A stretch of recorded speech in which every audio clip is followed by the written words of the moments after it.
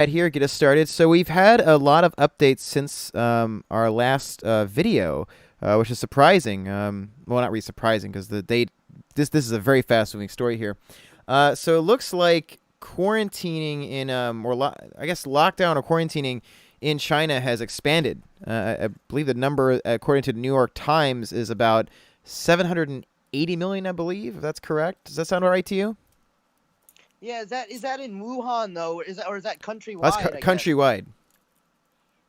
in quarantine, huh? Yeah, Total number. Wow, that's high. That's it's impressive. pretty staggering. Yeah. Wow, that is. I don't even know what to say to that, man. That's just incredible. Yeah, let me go see if I can get the exact source up. The problem with New York Times is they want a subscription, but inside there they did mention that amount. So let's go double check this real quick. Uh, okay, so if correct, because I know that my first here we go. So ABC.net, they claimed it was 500 million in self quarantine. Now New York Times, however, that's 760 million. Correction there. So the first source is a little bit under twice the population of the United States, and the second is obviously over two times the amount of the entire United States that have now been ordered to be in self quarantine. So this is definitely moving, guys. Okay. So self quarantine. Cases. What I've been hearing today is cases are starting to. We're still having active cases, but they're starting to dwindle down a little bit. Is what I'm hearing over here.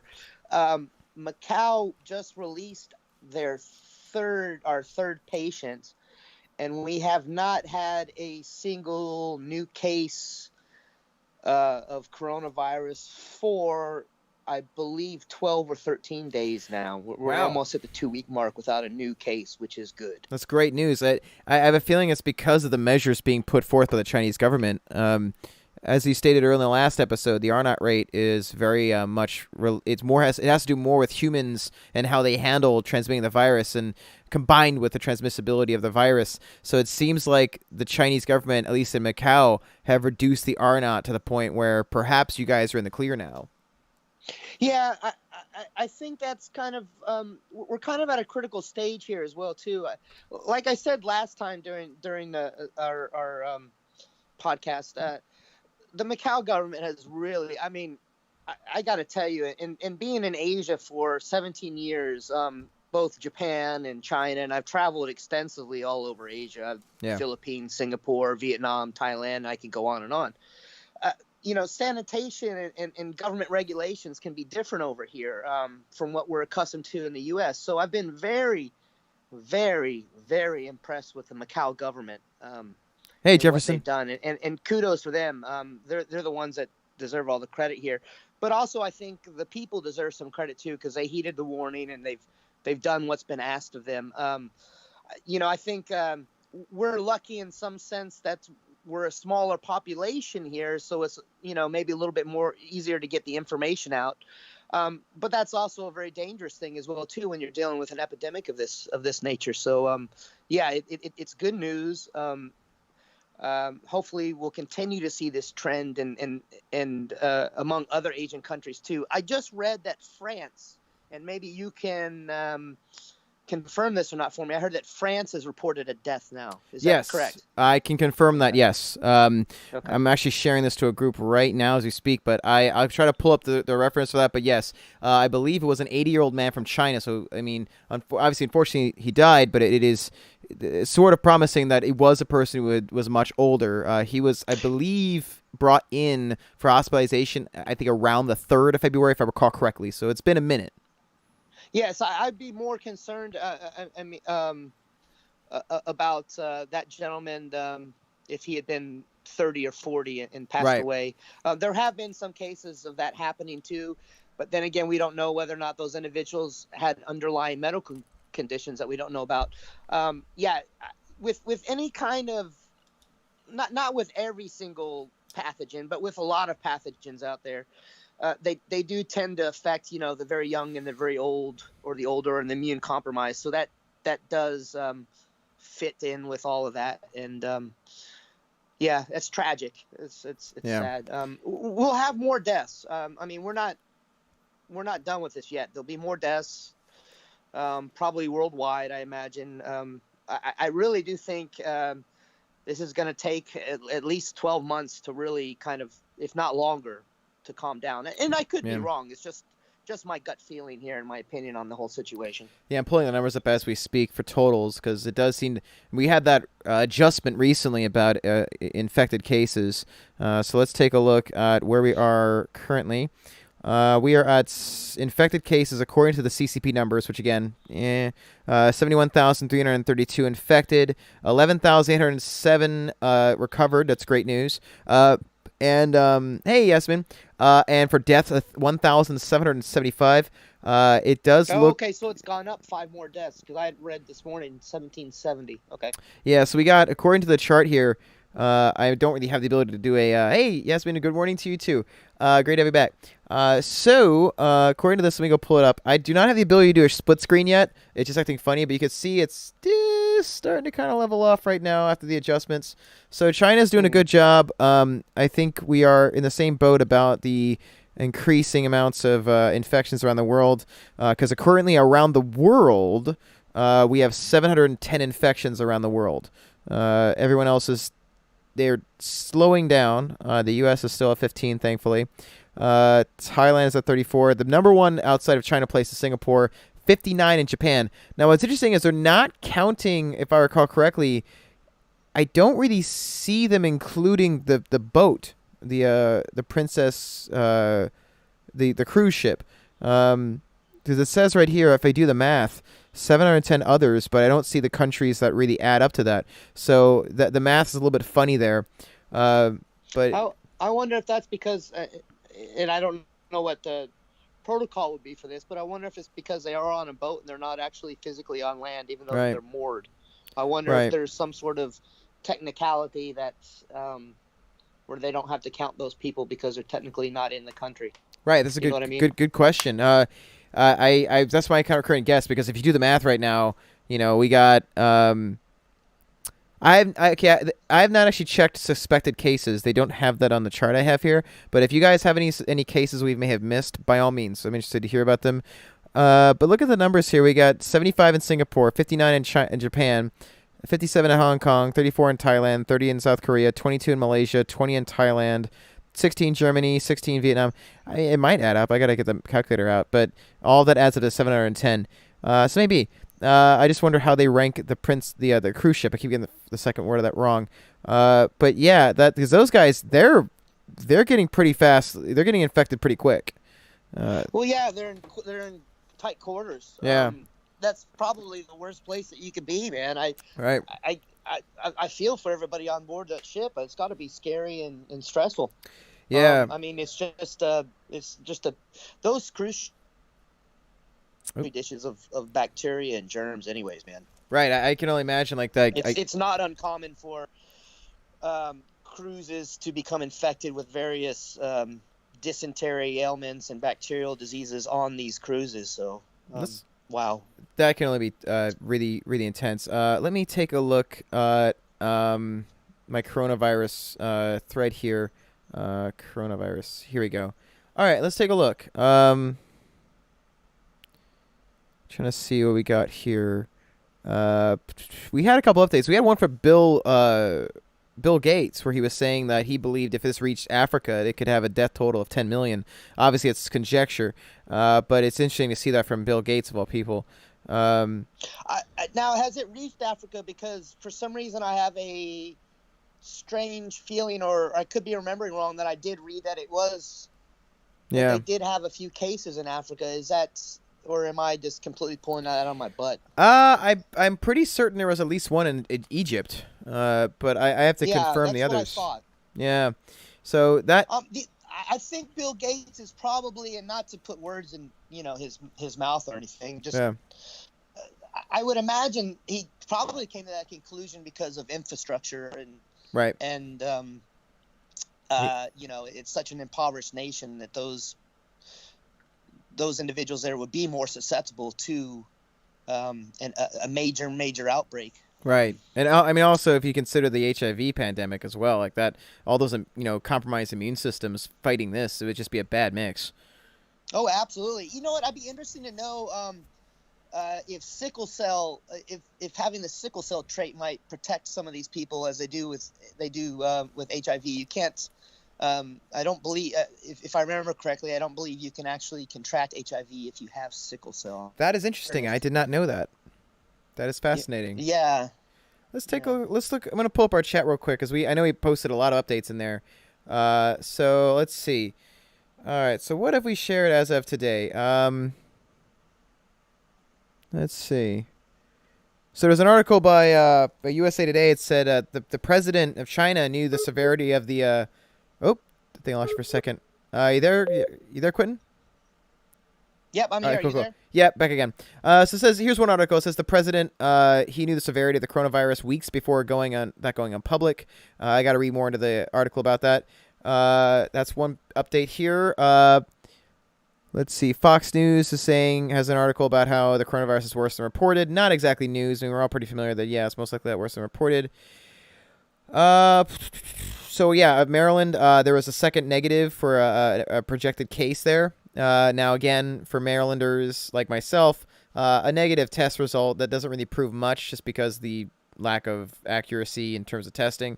But that is kind of reassuring news for what it's worth. Well, you got to also remember in lots of medical testing, you get things that are called false positives Right. and false negatives. That's what I was So concerned. You always Yeah, have to be mindful of those as well. there's a lot of false negatives and false positives with the testing for this virus, particularly too. Yeah, and that's not surprising because it's such a new virus, and they had to come up with a test, a way to test this pretty quickly so the tests will probably get a little bit better as time goes on. Yeah. Also, this says here an American on Westerdam cruise tested positive after disembarking. So another thing about this, incubation period we were so concerned about. A lot of it's these people that the virus is incubating inside their system. They don't know they have it. So really, Well, absolutely, and I think what makes this even more dangerous than that, even let's just throw this on top of that, is a lot of people, and I don't know the statistics on this, but we're finding out more and more that a lot of people who are infected are completely asymptomatic, meaning even after that 14-day incubation period, they will not show any signs or symptoms. We need to be concerned about that, and we also need to be concerned about super carriers as well. Yeah, the super spreaders like the UK guy. Yep. Yeah. So we got a couple testing positive for the coronavirus after returning from Hawaii vacation in Hawaii. So that is implying that you can get it apparently somehow in Hawaii. I got to look into that one. Hawaii is having a small outbreak right now. Really? Hawaii is is a very popular tourist destination for Japanese and also for a lot of Chinese people nowadays as well too. I know about the outbreak. That does not surprise me. Okinawa has got some cases as well, and that's bad news too because Okinawa is a very small island as well. So these island nations and these island countries, could get hit very hard. Also, the other one too is another article from NBC News is 5 U.S. cities are starting testing patients with flu-like symptoms for their coronavirus, which again is pointing out that our government is is anticipating to actually have outbreaks at this point. So the numbers that I'm seeing here that are not growing much, it goes back to our concern here that even though the official numbers have not grown, it doesn't change the fact that we might have countless people that are infected that just don't know they're infected yet. Which goes back to our point that after about a few more days, we'll truly know. Fingers crossed. Absolutely. That's we could do that. We have a discussion here. From coronavirus, it says 2-3 weeks ago, people were commenting saying we'll see how bad international cases get, and now I'm still seeing the same thing. Correct. Let's take a look at the responses here. When the first international cases started popping up, blah, blah. It's been 2 weeks and people are still saying the same thing. What if, again, nothing's really changed in 2 weeks? Then what are we supposed to know? Let's see. My guy goes, what's changed in 2 weeks? Truthful, Singapore has tripled from 18 to 75 cases. Truthful, Japan has tripled from 20 to 62. He says probably BSing. Thailand has almost doubled from 19 to 32. Magical, Indonesia has dodged all bullets like Neo. So yeah, pretty much nothing much happening. I guess he's saying that facetiously. The Neo comment's pretty funny. So let's keep looking. So one guy says, actually, Singapore has quadrupled. My bad. If it keeps quadrupling every 2 weeks, 100% of the country is affected by June 8th. So interesting enough about that. He says, I think that Canada and the USA have doubled, 15 in the USA and 8 or 9 in Canada. It seems like the situations on the cruise ships are completely out of control. That part we can all agree on. It's the cruise ships, definitely out of control. So let's see.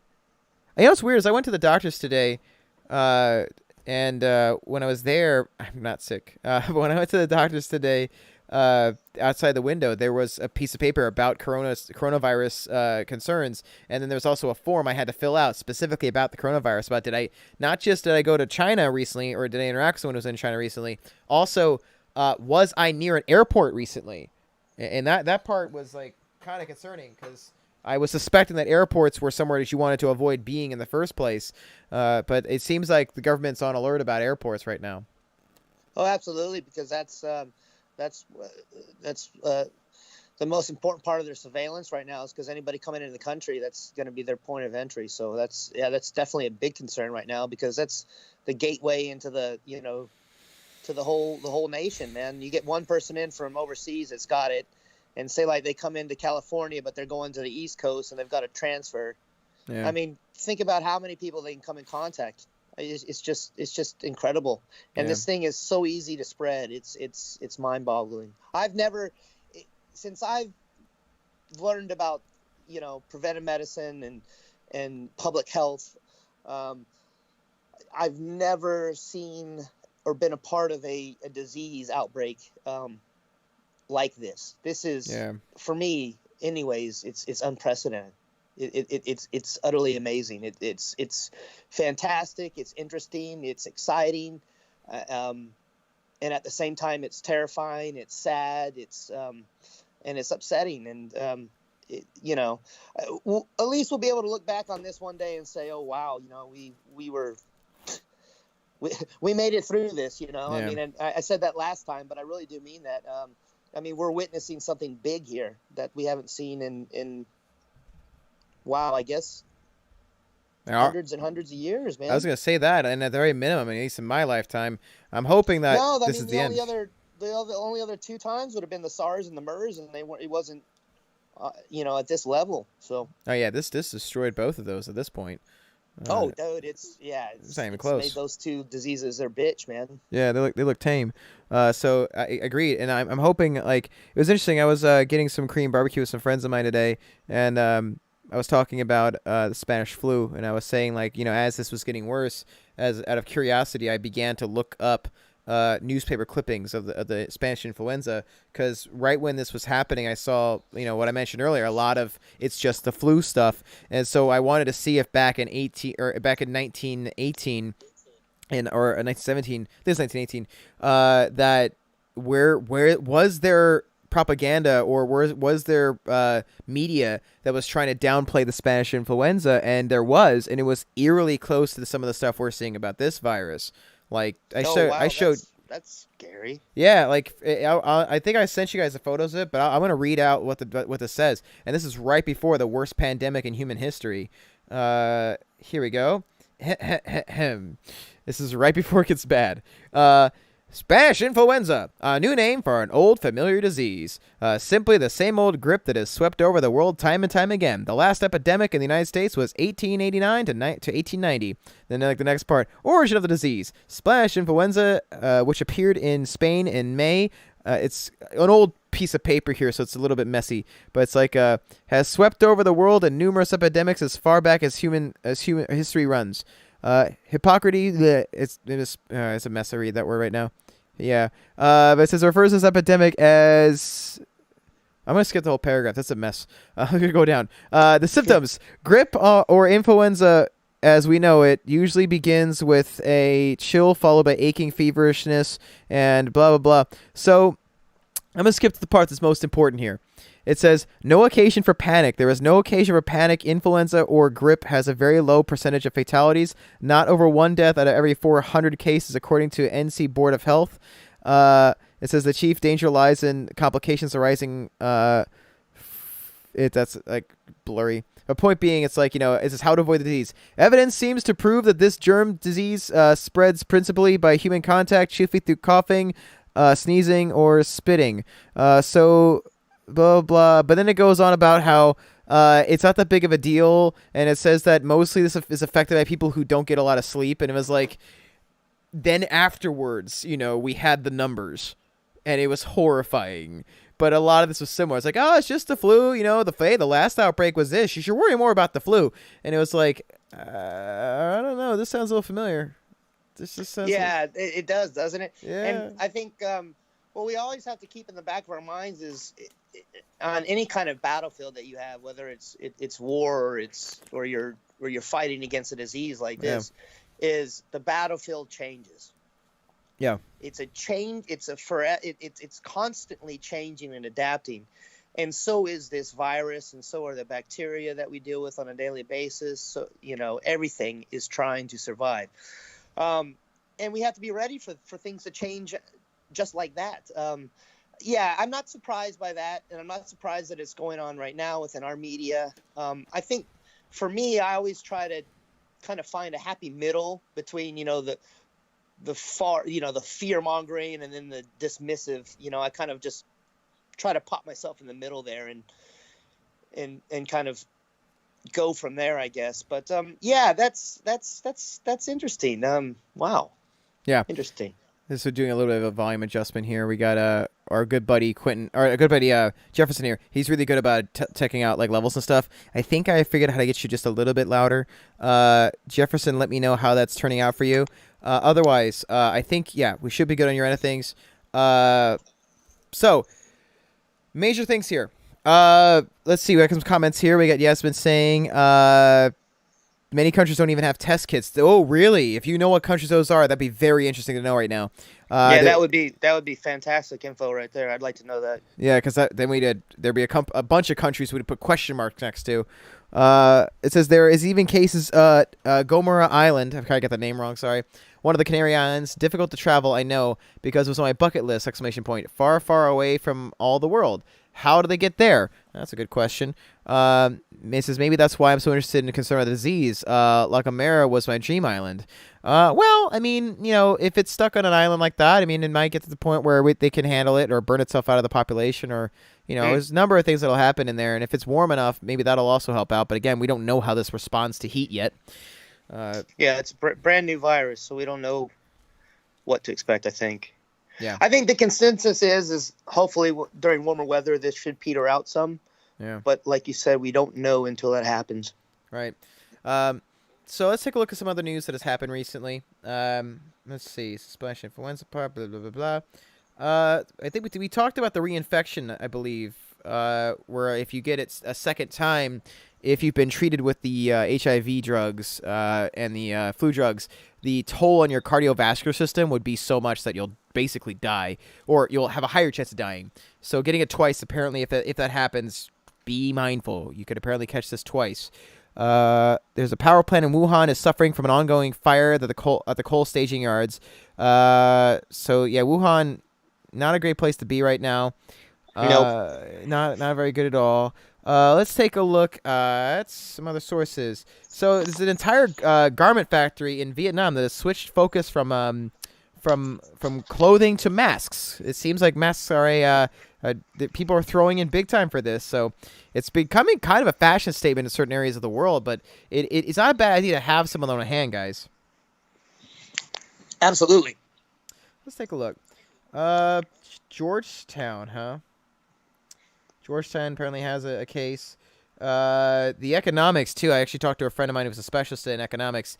It's kind of a roll of the dice right now. We really don't know. I mean, he's suspecting that rates or that the stocks in China are obviously going to be hit pretty hard, but he's not sure about the Western world.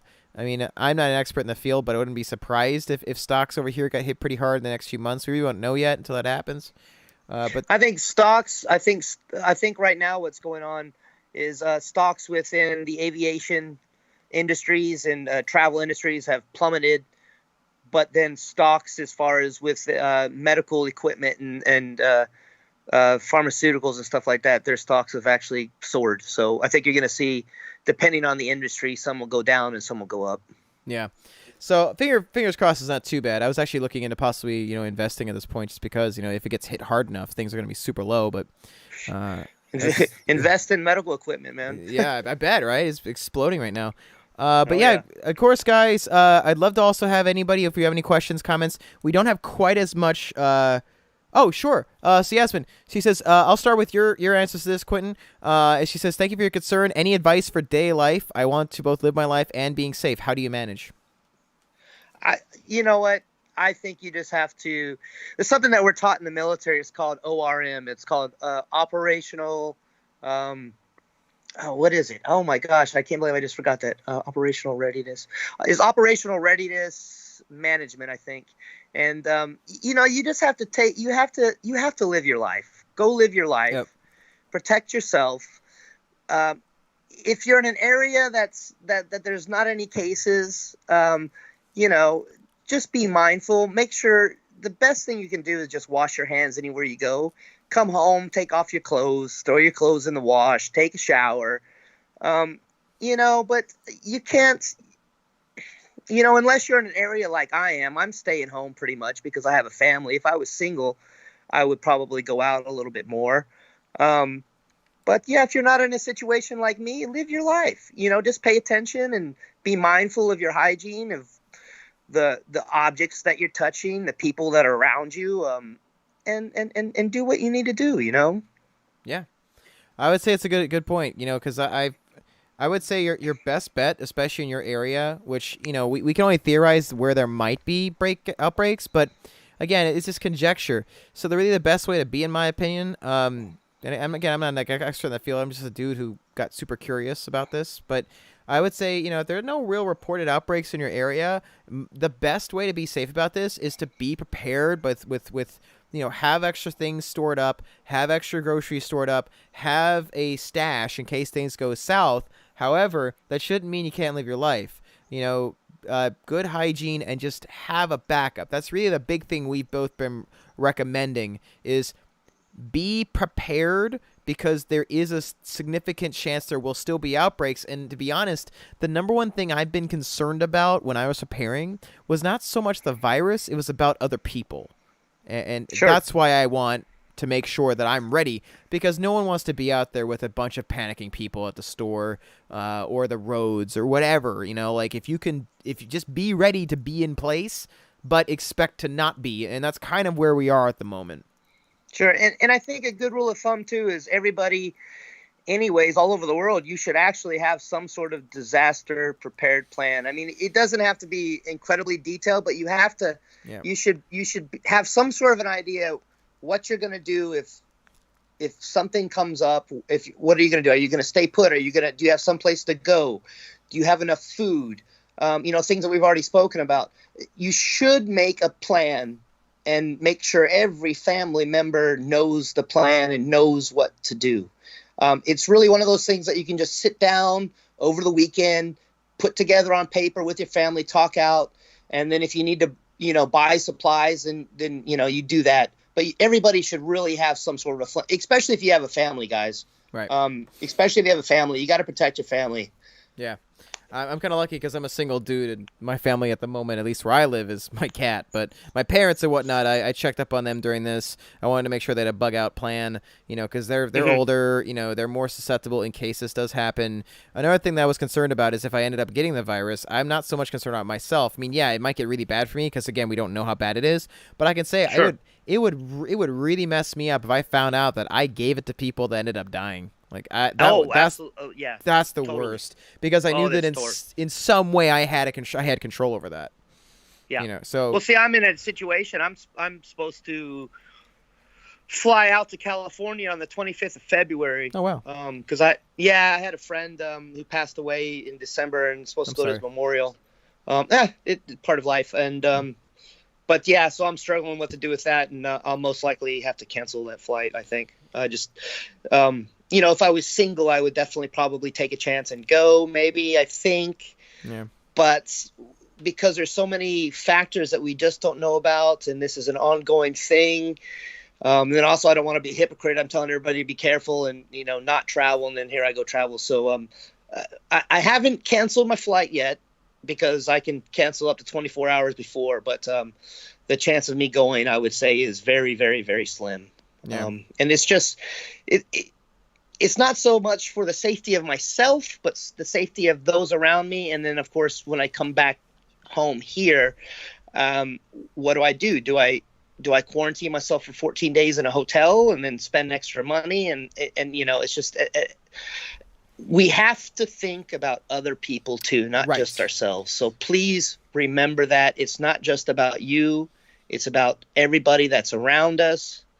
And I think that is the key to really helping to prevent the spread of this thing more. Is just be mindful of other people. Yeah, that would be the biggest thing that really upset me. Like if I got sick by myself, I would do everything I could to beat it, and I've confidence that I've got all the stuff here that would give me the best chance to do so.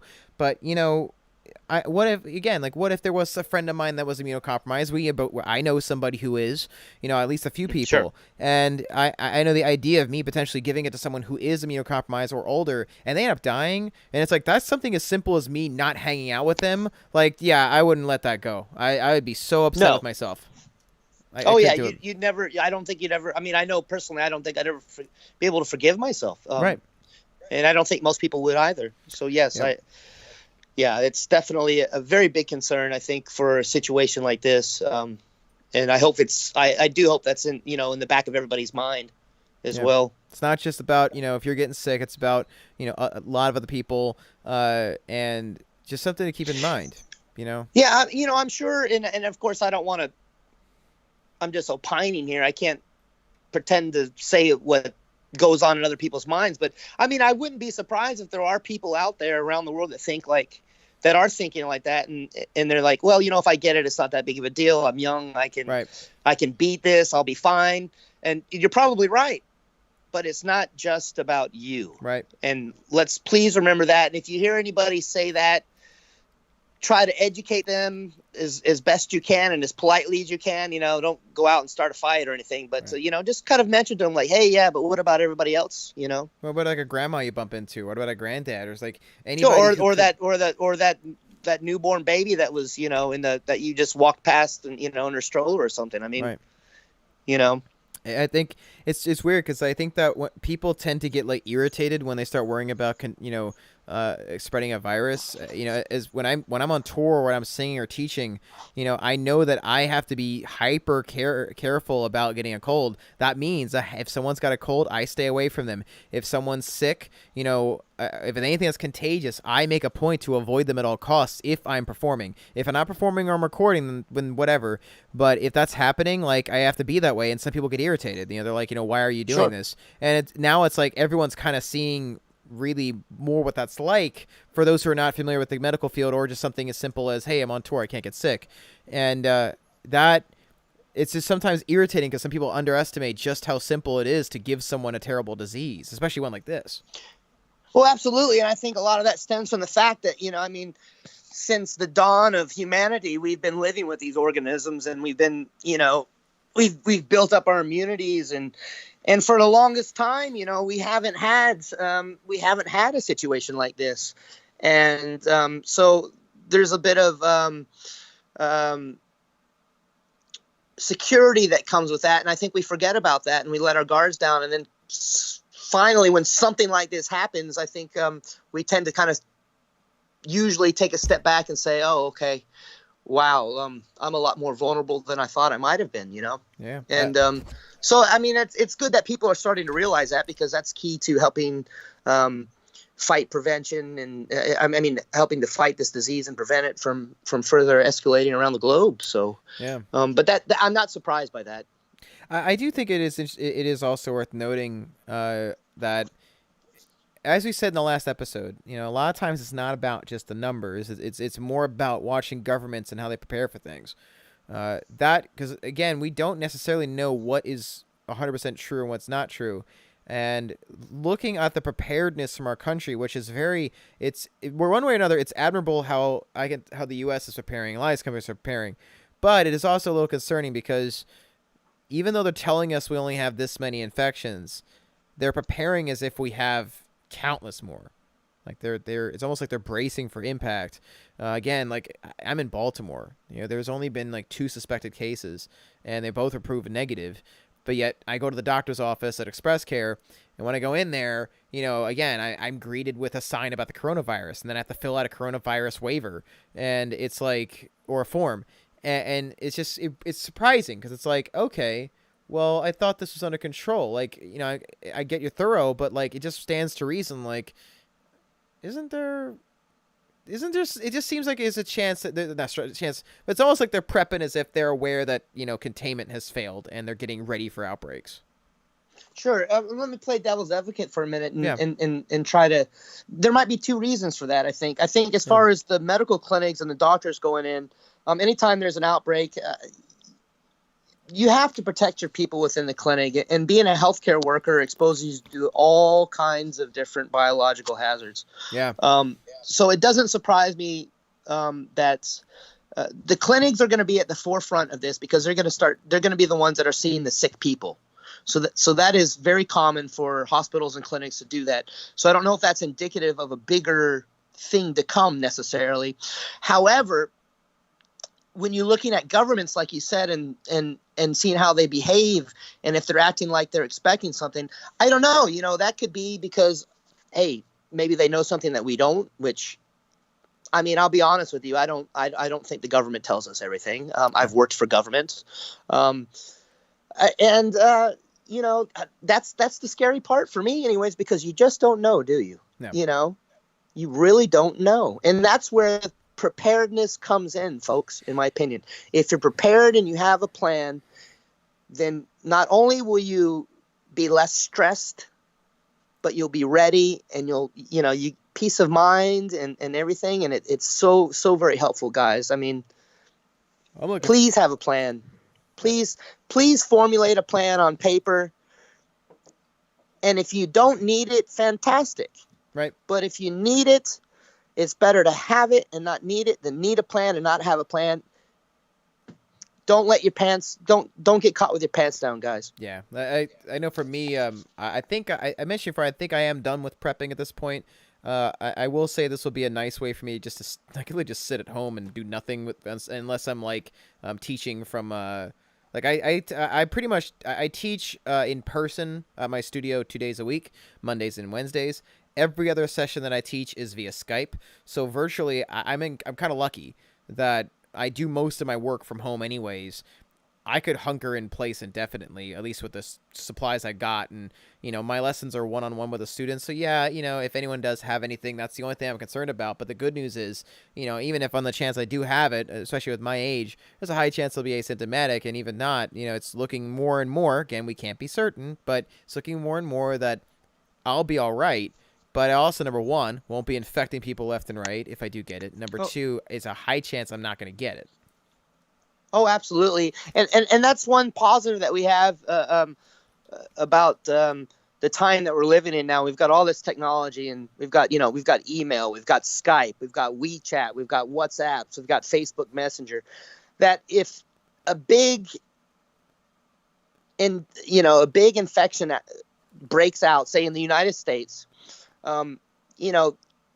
people will still be able to, a lot of people, not everybody, but a lot of people be able to go ahead and on with their lives, and they can work from home. And I mean, that's one thing that the Macau government's done here is most people have everything's closed just about. Wow.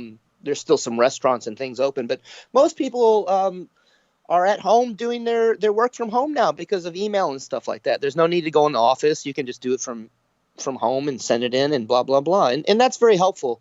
Whereas, 40 years ago, when I was being born, we didn't have that option. Or influenza, during that period of time. Oh, sure. Oh, my goodness. So that's going to be helpful for a recovery, I think, in the long term as well, too. We got a comment here. So Sure. Yasmin says, what do you think about this, about the fact that she has a quote here, humans see what they want to see. And it's a quote from The Lightning Thief by Rick Roydren. I think I probably got the name wrong. But so, I mean, similar. You'll see, we are seeing probably that to a ridiculous degree right now. We're seeing people that are trying to fearmonger like crazy, and they're trying to skew the data so it's the most apocalyptic possible. But then we're also seeing a lot of people that, because they don't be afraid of something, they're going to downplay every statistic as much as possible. Like even today, I had an argument with somebody because I pointed out that the self-imposed quarantine on China is the largest self-imposed largest quarantine in human history. That to such a degree that it according to the New York Times, it is twice the population of the United States. Not saying it's the end of the world, but that's worth taking a look at. That was the point. Like, this is substantial. That is a gigantic statistic, and we have to be aware of this. And he was arguing that it's not as bad as the flu, and I was like, then no one does this for the flu, dude. No one does it for the flu. No, and I think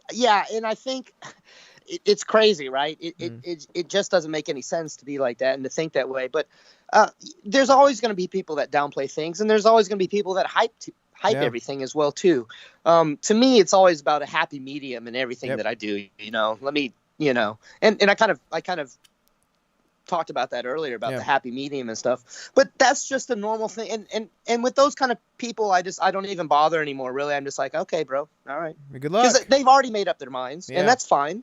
It's fine, Yeah, well, best of luck, man. I guess like I still get a little combative with people once I see these, especially if they're reading the things I showed about the 1918 reports, so they're trying to downplay this as it's just another flu. It's like when you're using talking points that are over 100 years old that were clearly in error about the worst pandemic of all time. By making those comparisons, you're making it worse. Like you don't think you know what you're really like saying here, because I know the history behind this.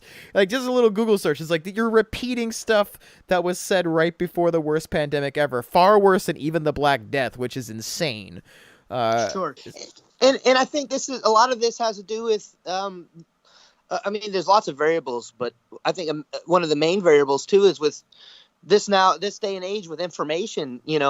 We have such instant access to information now, which is fantastic. But at the same time, that's a very big problem because you run into the issue of fake news, obviously, and people are so inundated with fake news all the time now that it's kind of like, well, what do you believe? And then so I think, oftentimes in a situation, especially if we as humans are frightened or whatever, we throw up a defense mechanism. And maybe that's what that is. Maybe that is just a defense mechanism for that individual. I don't know. I've personally found that speaking to people like this, I just kind of, I don't get combative anymore. I'm just kind of like, okay, bro, because nothing that I say is going to change their mind. And that's okay. Yep. That's okay.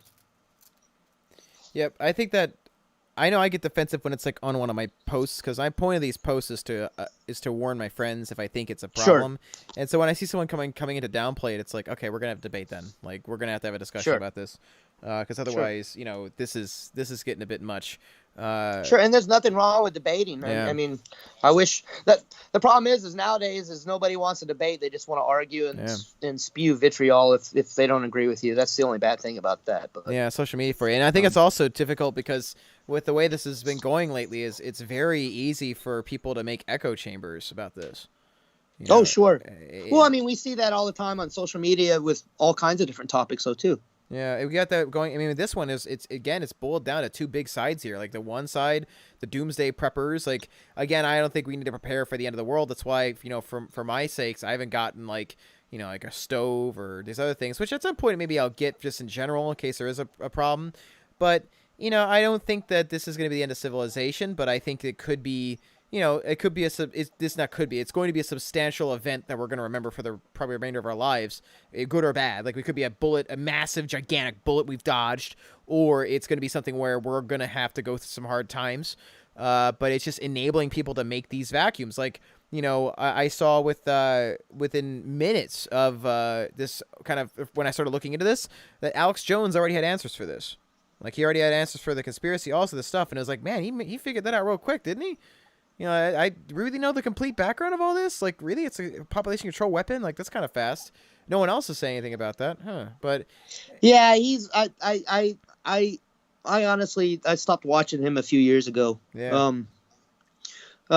This isn't. I don't believe this is going to be an extinction event. I don't think this is the end of humanity at all. I think life will continue.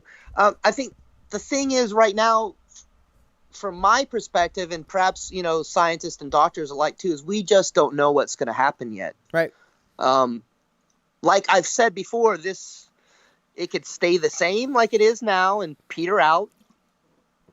But there's also still the possibility that this could change and mutate, and we could end up with thousands upon thousands dead. I do know that about 6 months ago, and I'll have to find this information, and maybe you could find it. Sure. I don't have access to the computer right now, so you may want to look this up later or now. Yeah. But I know about, and I believe it was either 6 months ago, and I don't remember who did this, but I don't know if it was a university or whatever, but they ran a simulation through a computer. Yes. About a coronavirus, and it wasn't a specific virus. It wasn't about this virus, because they didn't even know it existed then, but it was just about a coronavirus because it's a family of viruses. There's about 50 viruses in this family, and the computer came back basically saying if there was a world pandemic with a coronavirus that we were looking at, about 65 million dead. Wow. It sounds familiar to Event 201. Have you heard about that? I haven't heard of that title, no. Well, Event 201 was let me go pull exactly what it is. Okay. Let's see. It was it was a WHO event that happened in November, right before this all happened. Okay. It was a pandemic exercise, and here's the November 6th, 2019 is when this came out. So, Event 201, hosted by Johns Hopkins Center for Health Security, envisions a fast-spreading coronavirus with devastating impact. And what's creepy is they had actors, it was staged, all this stuff in November, and what they were staging was eerily close to what then happened the next month with the coronavirus. Yeah, because that was just a month later that it was, around, I think, the middle of December, it was identified this virus. Right. So I thought you were initially referencing Event 201 because it was eerily similar to what we've been dealing with. Yeah, that's definitely the event that I'm mentioning about. Yeah, that's the same thing. I just didn't know it had a title, and I either had known and forgotten that the WHO put that out, or I was not aware of that. But okay, good info. Yeah, conspiracy fuel right there, man. It's definitely conspiracy. It really fuel. is, right? Yeah. Interesting. Yeah, it's very interesting. It makes you think, but we'll see. I think my biggest concern right now about, and not to get into the conspiracy aspect of it, is the fact that and we talked about this last time, but we haven't found the actual reservoir yet, Right. And that's concerning to me, because we're 3 months into this now, and they still can't find exactly where it came from, and I find that interesting. Yeah, and the options we have, some of them are alarming. Yeah, it is alarming. I mean, hopefully we just can't figure it out right now. Maybe it's because the market has been closed in Wuhan and the investigators can't get in there. Maybe once this dies down in Wuhan, maybe they can get in there and figure it out. I don't know. But I do think that's a bit concerning to me, and it makes me, makes me have a lot more questions than I do have answers, to be honest with you. Got an update here. American lawyer and wife refuse to leave coronavirus cruise ship. I'm going to read some more details. Some of Diamond Princess. American lawyer and his wife are refusing to evacuate the coronavirus-stricken cruise ship docked off the coast of Japan because they feel more safer abroad. Matthew Smith, who's been quarantined at the Diamond Princess, and his wife Catherine since early February have said he plans to stay put, and as the U.S. on Sunday began to remove hundreds of American passengers from the boat. He says, incredibly disappointed that the U.S. government decided to throw a monkey wrench into the quarantine we have maintained here aboard the Diamond Princess, Smith tweeted. Smith said he's skeptical about the government's plan to evacuate citizens on 2 flights to the U.S. since some of the travelers could be sick. The evacuated passengers were sent to be screened for symptoms before boarding the planes back home. He says if we stayed on board long enough, through next week, we will be tested and likely come up negative, he tweeted. But the U.S. government said wants to take us off without testing, fly us back to the U.S. with a bunch of other untested people, and then stick us with 2 more weeks of quarantine, ? How does that make any sense at all, ?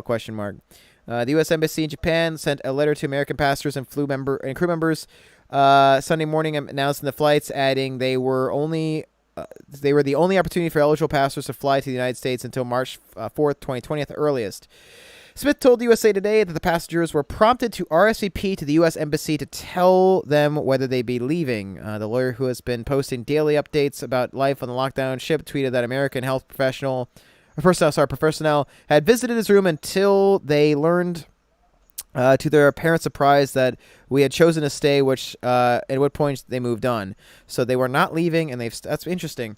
Kudos to them. They want to see through the whole quarantine. Well, I think they've raised some really good points in what you just read. So, good for them. They're doing what they feel is appropriate, and they're going to stick to their guns. And I can't argue against that. I think they have some very valid points on that. Yeah. I don't know what I would do if I was in that situation, to be honest with you. I think part of me would want to be on American soil. But at the same time, from a health perspective, what is the best thing to do? And I think he's got a good plan. Yeah. And good for him. In hindsight, but if I was in that position, my number one priority would be, if I'm in a position where I could be sick, do I really want to jeopardize anyone else? Oh, right. I mean, exactly. I mean, that's what we talked about, earlier. And I think he's in the right frame of mind. He's thinking about that, and good for him. I mean, he's got a great point, He really does. Another update. This is at 4:18 p.m. on the 16th, which would have been it's basically today. China will begin destroying cash collected in areas with high exposure to the coronavirus. Wow. I think that's a great thing to do. Yeah. So money is probably the most dirtiest thing that we touch on a daily basis that we don't think about. The amount of viruses, the amount of bacteria, the amount of fungus that gets on that stuff is just incredible. And when you have a situation like this, I think that's very, very good idea, to be honest with you. Yeah, they're really the measures they're taking are great. It just, a lot of draconian measures, but not. I just wish they disclosed why they were propelled to get to that point, because I read that there was a statistic. I think it was 1.9 million people died because of pollution in China. So using that logic, what makes this so much worse than the pollution problem, Right. And they downplay that. And that goes with, I think, any government. You never get the full story, whether it's our government or the Chinese government. Government just likes to be in control. Yeah. So we got another update here, or a message from Yasmin. She says, "I appreciate what Singapore is doing right now. It seems that they're really busting their tails to knock this out, man." Yasmin, are you the young lady that we spoke to from Turkey the other day? Yeah, Istanbul. Okay, Istanbul. Yep. Okay. Gotcha. It says right here, one guy made a discussion here saying 355 on cruise infected by one person. Yet we are meant to believe from 15 confirmed cases in Australia, none of them managed to transmit the virus to a single person. I call BS. What do you think of that? Could you say that one more time, please? Sure. I read it kind of speeding there. It says 355 on cruise infected by one person. Yet we are meant to believe from 15 confirmed cases in Australia, none of them managed to transmit the virus to a single person? ? I call BS. I would say that's a good point. I wouldn't say it's not impossible. Yeah. I can't really. That's hard to get on top of right there, because strange things just happen, man. Yeah. That's one thing at the age that I'm at. I've learned, and even in the medical field too, and just in life, strange things just happen. So, even unlikely things are possible. At this time, anything's possible. I mean, I wouldn't. Yeah, that's a difficult one to answer. Definitely. Let's see. She's going to cover other things here. That might be all the news. Here we go. Now it's just a discussion. What else we got? Yeah, that's pretty much all the major updates I've got for tonight, unless anybody else has something else. Japan Health Minister makes an announcement. He says, urges the public to avoid crowds and non-essential gatherings. Interesting. Yeah. I mean, that's what we hit on earlier is being around in public and in large crowds. It's just a petri dish. You know, it's interesting. Of junk. We mentioned before about Ashley, how she ordered that video game from China. Well, Right. I ordered something from Japan, and Right. I ordered it not long ago. And Uh, now, let me go pull up. I got a message from the guy I bought it from. Yeah, he said it was supposed to be shipped tomorrow. And he said because the coronavirus had slowed down, and it was like in Japan too. I should have ordered it before. It's a PlayStation Vita. So now I have my own video game coming from an area that's hopefully gonna be not that bad, but yeah, I really think the post is safe, guys. Yeah. If you want to take extra steps when you get your package, spray it down with a little bit of bleach. yeah, I just think You'll be fine. it's just funny. I don't. I think the chance of you getting an infection from something that you ordered overseas is very, very minimal to none. I just thought it was just funny development, just based the fact that we just had a big joke about how Ashley ordered hers from Wuhan.